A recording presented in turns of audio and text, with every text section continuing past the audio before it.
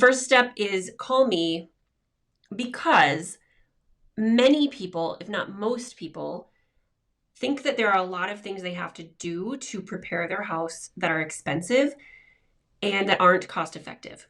So we're going to go over what repairs you can do that might give you the most chance of getting the money back from doing them, and which ones aren't going to necessarily be that helpful. So some repairs don't add value.